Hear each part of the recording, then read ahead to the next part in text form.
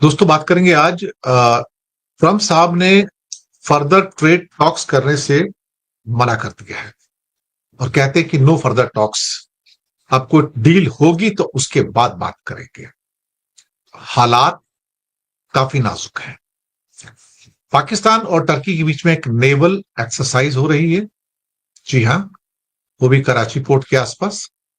और उनकी जो डिफेंस, देखिए बीच में बोलिएगा मत। नहीं बोलो। आप कौन होते हैं कि ये कहने के वाले, और यहाँ पे पूर्णिमा जी बैठे हुए हैं, ये कौन होते हैं कहने वाले कि आप लोग अमेरिका के साथ खड़े हैं, देश के साथ खड़े हैं? कह नहीं रहा हूं, मैं पूछ रहा हूं। कौन है आप लोग? पूछ रहा हूं। आप लोग? मैंने सवाल पूछा, मैंने आप पे आरोप नहीं लगाया, मैंने सवाल पूछा। नहीं होनी चाहिए चमचागिरी वाली कि सरकार की चमचागिरी। जबान संभाल के होते कौन है? जबान संभाल के। मैं आपसे सवाल पूछ रहा हूं और बहुत संसदीय भाषा में पूछा है। संसदीय भाषा में बात करिए, संसदीय भाषा में बात करिए। मैंने आपको कोई गलत शब्द नहीं पूछा है और मेरे को अधिकार है आपसे सवाल पूछने का। मैंने आपको बुलाया है सवाल पूछने का। आपस में कोऑर्डिनेशन है। आते हैं ट्रंप की खबर के ऊपर कि जहां ट्रंप साहब ने रिफ्यूज कर दिया है बात करने को कि हम अब और बात नहीं करेंगे। अब बात तभी होगी जब मामला सुलझ जाएगा और कोई भी हम व्यापारिक बातचीत यानी कि ट्रेड टॉक्स अब नहीं हो जाती जब तक ये मुद्दा सॉल्व नहीं होता है। डोनाल्ड ट्रंप से पूछा गया था कि भारत पर टैरिफ को लेकर आपने जो 50% जो टैरिफ लगाया, क्या आप व्यापार ट्रेड नेगोशिएशन तेज होने की उम्मीद कर रहे हैं? उनका कहना है कि नहीं, जब तक हम इसे हल नहीं करते तब तक ट्रेड नेगोशिएशंस नहीं होंगी। ये अपने आप में बहुत बड़ी चिंता की बात है और इस मुद्दे को लेकर डिप्लोमेटिक टॉक्स तो जारी हैं, लेकिन कहीं ना कहीं अमेरिका के जो फॉरेन मिनिस्ट्री है उसके स्पोक्स पर्सन जो है टॉमी पिगॉट, उनका कहना है कि जहां तक भारत की बात है मैं कह सकता हूं कि हमारे प्रेसिडेंट ट्रेड के इम्बैलेंस को लेकर और रशियन ऑयल की परचेस को लेकर वो बहुत कंसर्न है। हमने उसके ऊपर बहुत क्लियर रुख अपनाया है और हमने कहा कि भारत एक स्ट्रेटेजिक पार्टनर है और हम बातचीत कर रहे हैं, बातचीत जारी रहेगी। पर कहीं ना कहीं जो 25% को बढ़ाकर 50% की बात की गई है वो वास्तव में ही किलिंग है। और अभी तो फार्मा के ऊपर 250% और चिप्स के ऊपर 100% लगाने की बात कर रहे हैं, तो वो हमारे लिए और ज्यादा एक किस्म से कहा जाए तो बोझ बनकर आएगा। अब सवाल ये हो रहा है कि हम आर्थिक मामलों के सामने झुकेंगे तो नहीं। प्रधानमंत्री ने कहा है कि भारतीय किसान, डेयरी उत्पादक, मछुआरे, और फिर ही कहा है कि मुझे पता है इसकी मुझे भारी कीमत चुकानी पड़ेगी, मैं तैयार हूं। लेकिन कीमत कौन चुकाएगा? क्या मोदी? नहीं, कीमत भारत के वर्कर्स चुकाएंगे। मैं पहले छोटा सा आपको एक चार्ट दिखाता हूं कि कितनी ड्यूटी अब लगेगी अमेरिका में। भारत में गारमेंट्स के ऊपर 63.9%, अभी 50% नहीं, उनके कुछ और भी टैक्सेस हैं जो एडिशनल ड्यूटीज होती हैं, तो मिला के 63.9%। बुने हुए वस्त्र यानी कि वोवन फैब्रिक जो है, गारमेंट्स जो है, वो 60.3% ड्यूटी आएगी टैरिफ। Chemicals 54%, diamonds 52.1%। कारपेट्स बहुत जाते हैं, हमारा तो ऑलमोस्ट 60-70% कारपेट सिर्फ अमेरिका को ही जाता है, 52.9%। मशीनरीज 51.3%।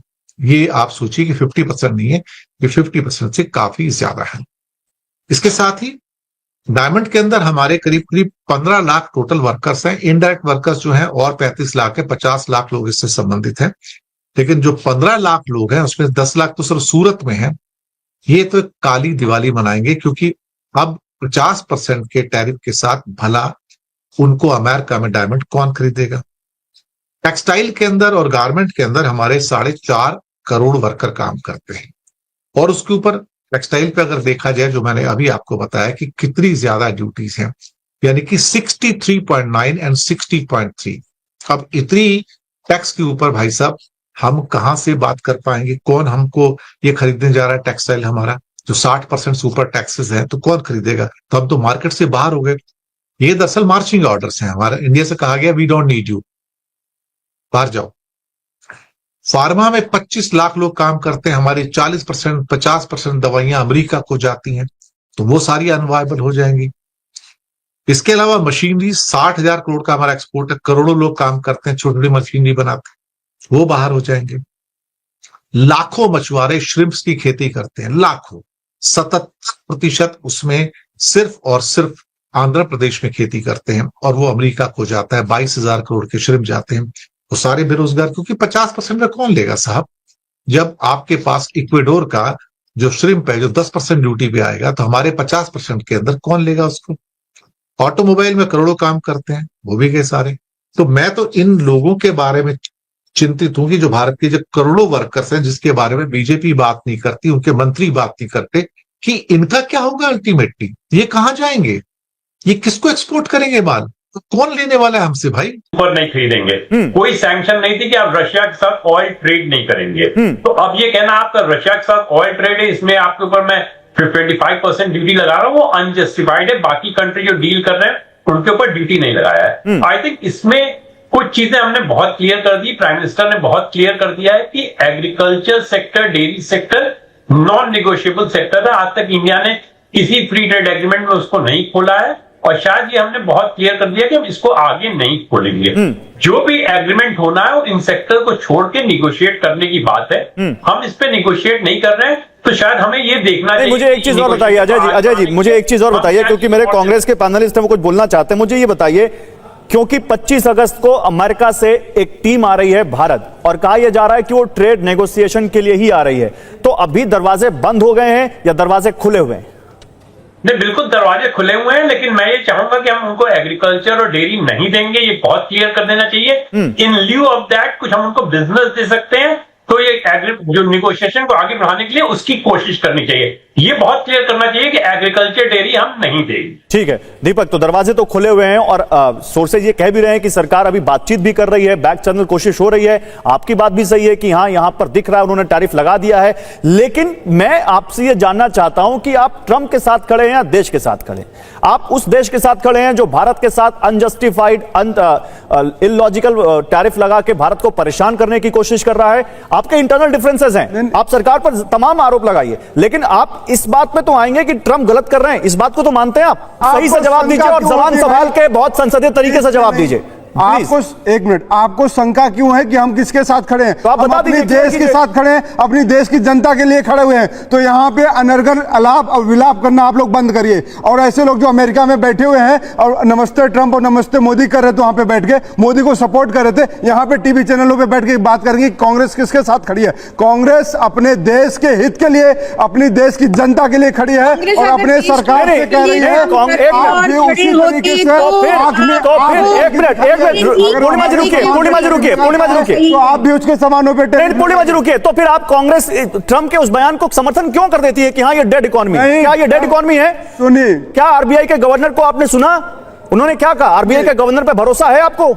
है ये डेड इकोनॉमी? गौरव भाई, डैनिश एम्बेसडर को सुना आपने? है ये डेड इकोनॉमी? सुना, अपने नेताओं को भी सुना। मैं क्या बोल रहा हूँ वो भी आप सुनिए। बात है कि ट्रंप की ऐसी हिमाकत कहने की होती कैसे है कि India is a dead economy? How can he से? कैसे बोल सकता है वो? अरे आपने तो आपके लीडर कैसे समर्थन करते हैं? आपके लीडर आपके ऑपोजिशन आपके लीडर समर्थन कर रहे हैं। कोई नेता नहीं कैसे बोला? आपके ऑपोजिशन के लीडर, हमारे नेता राहुल गांधी खड़गे जी सबने यही कहा है कि ट्रंप ऐसे हिमाकत कैसे कर रहा है भारत की।